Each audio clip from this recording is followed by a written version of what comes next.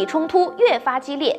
在巴勒斯坦被以色列全线围攻、岌岌可危之时，作为抵抗的中坚力量，哈马斯却越打越勇。作为一支孤军，哈马斯为何能有这样强大的战力？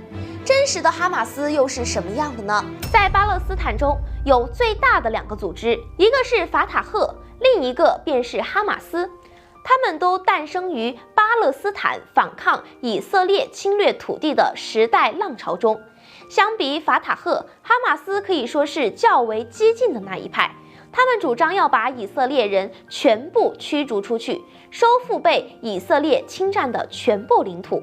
当法塔赫和哈马斯都把以色列当作敌人的时候，两者尚且可以并肩作战。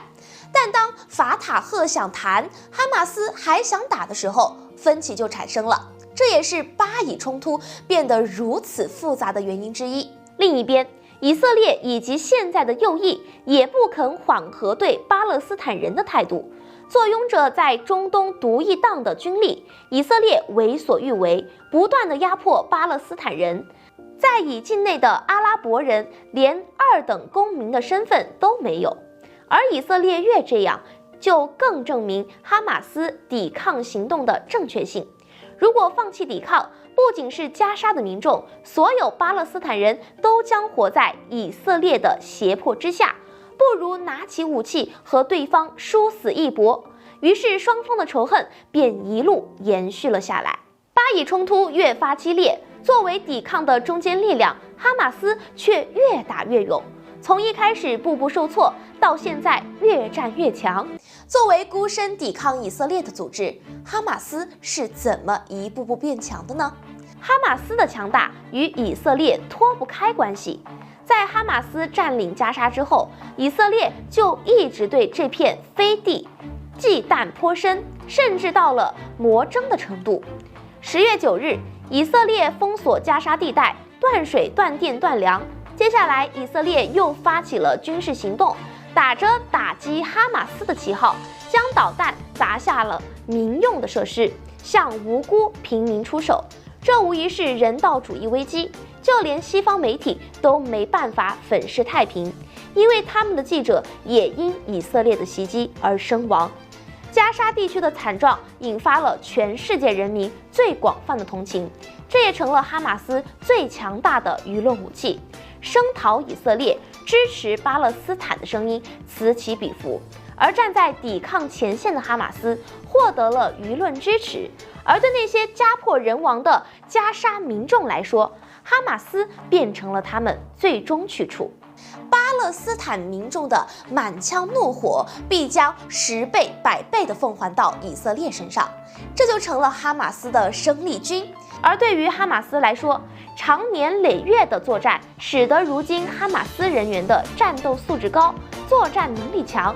而如今哈马斯又有了其他国家的援助，他们借助无人机、地道网络和游击战术，常常出其不意地对以军造成极大杀伤。巴以冲突越发激烈，作为抵抗的中坚力量，哈马斯却越打越勇。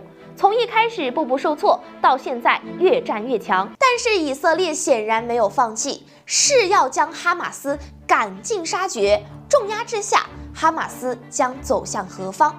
不得不说，现在巴以之间局势已经越发的不可控了。以色列想联合西方国家政府对支持巴勒斯坦的民众进行捂嘴，但根本弹压不了汹涌的民意。而内塔尼亚胡为首的右翼依旧一意孤行，更显得他们更加魔怔了。以色列无视联合国的停火要求，甚至将医院也当成哈马斯的驻地进行军事打击，造成大量无辜平民伤亡。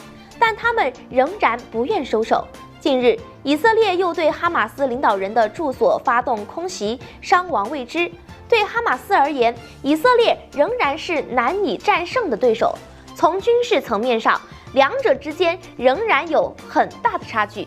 在长时间的拉扯下，哈马斯的伤亡会比以色列要多得多，而结局无非是领导被斩首、驻地失守、组织遭到重创。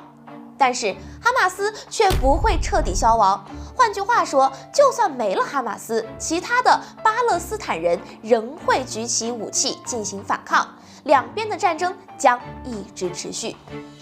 只要巴以之间的仇恨没有了结，承载着国仇家恨成长起来的抵抗组织就会生生不息，压迫得越狠，反弹的就越厉害。这才是像哈马斯这样的组织越战越强的真正原因。